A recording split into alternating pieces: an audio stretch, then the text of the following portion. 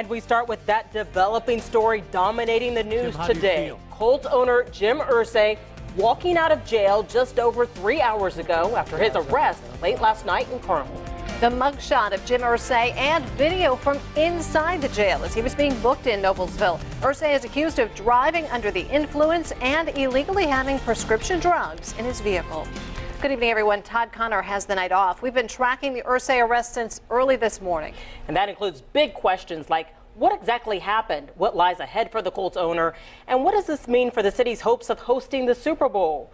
We have team coverage to answer those questions tonight. We start with our Derek Thomas, who was there as Irsay left jail. He's live now in Noblesville. Derek?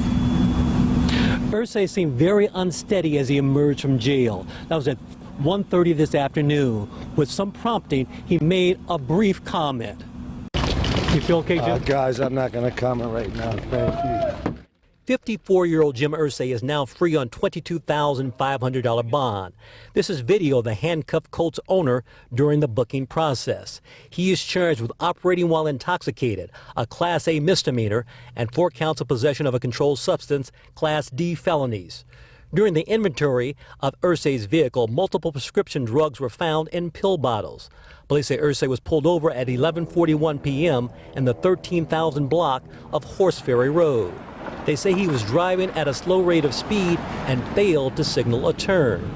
Carmel police would not comment any further on the nature of the arrest, but the realtor for the Village of West Clay neighborhood says Irsay was probably just trying to get home. I would assume that he could get to his house going through the neighborhood, and I believe he lives very close to here off of 116th Street. No matter what Irsay was trying to do, neighborhood resident Aaron Gold believes he should behave more responsibly.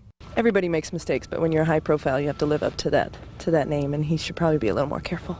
So you're disappointed? Yes, but everybody also deserves a second chance. Again, Irsay seemed out of sorts. His attorney, Jim Voiles, did not make any comments about the substance of the case. Irsay's initial court appearance is set for March 26. Live from Noblesville, Derek Thomas, RTV6. And this just into the RTV6 newsroom. Jim Irsay himself tweeting this afternoon about the arrest, saying deepest thanks to family, friends, and colleagues for the messages of support, thoughts, and prayers. Impossible to tell you how much this means. Again, this just in the past hour, about 3 hours after leaving the Hamilton County Jail. And we continue our team coverage now with RTV6 reporter Chris Proffitt. And Chris, I know you've been gathering reaction to this arrest all day. Yeah, Tanya, you know, the house that the Colts built is not a happy place tonight. We talked to a lot of people who heap praise on Jim Irsay for all they say that he has done for the city, and just as many say he never should have put himself in the position that led to his arrest. News of the Colts owner's arrest swept across social media, from NFL insiders to Colts players and fans, along with a mugshot. Jim Irsay is also the lead on radio sports talk shows. Jimmy Irsay made a decision. That's a decision based on an addiction. It was a bad decision. The billionaire owner, facing 4 counts of felony possession of controlled substances, faces the obvious legal ramifications of driving under the influence, but also potential sanctions from the NFL. If you take away draft picks, do you do something to the team? I don't know how that's going to work, but I have every reason to believe that Roger Goodell and the NFL will come down and punish him for this. Irsay's struggles with prescription drug addiction are well known to his fans, sympathetic to his latest troubles and also disappointed. People make bad decisions every day and do things they shouldn't. I think for the team, you know, we're always trying to have the team set a good example, and when that happens, then it doesn't really set the best example. The Indiana Sports Corporation, which is leading the city's 2018 Super Bowl bid, praised Irsay's contributions to the city in a statement today, and also said it didn't have any detailed information on the incident and won't comment further. How Super Bowl bids and sanctions will play out for the eccentric owner is right now unclear, as he faces an enormous embarrassment for an alleged crime. And coming up for you at 6 o'clock, why sports insiders say that Irsay's arrest was bound to happen. We'll have that for you at 6. Reporting live outside of Lucas Oil Stadium, Chris Proffitt, RTV6. Our Call 6 investigators are also working this story, including the Colts owner's previous problems with painkillers. a problem he admitted in 2003 during the work to get a new stadium for the Colts. Let's bring in Call 6 investigator Rafael Sanchez now live in the newsroom. And Rafael, I know you've been working your state and your federal sources. What do you know? Erica, good afternoon. Sources tell me if Jim Irsay can prove he has prescriptions for the medicines found in his vehicle, that some of this can just go away. This is video as Mr. Irsay was being processed after his arrest. Carmel police say they found so-called schedule for prescription drugs in Irsay's vehicle. Now, police have not identified those pills, but Schedule 4 medicines can range from anything from Xanax to Valium.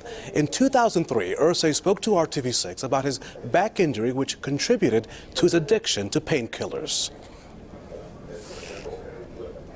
People identify you as a human being that has human struggles like everyone else. Done everything that I need to do to take care of it and put it behind me. Overcoming a potentially fatal illness and dealing with those kind of health problems. You know, that's where the great victory is, and even better than a Super Bowl. That was Jim Irsay back in 2003, and Irsay's addiction led state regulators to discipline the pharmacist and doctor who provided him with painkillers that had no medical use. Now, the big picture here, law enforcement officials tell me that they consider prescription pill abuse an epidemic in Indiana and around the country. The Indiana Health Department reported 718 Hoosier deaths connected to accidental drug overdoses in 2011 and 654 in 2010. Experts say that more people abuse prescription drugs than heroin, cocaine, hallucinogens, and inhalants all combined. And last summer, the Attorney General of Indiana launched a website and campaign known as bitterpill.in.gov to highlight that problem. Now, state regulators also have stepped up their efforts on tracking who's dispensing controlled substances. It is possible that a health professional or professionals may have just put their license at risk if those prescriptions that were in Mr. Irsay's vehicle were not really prescribed. Live in the newsroom, Rafael Sanchez, RTV6. Rafael, thank you.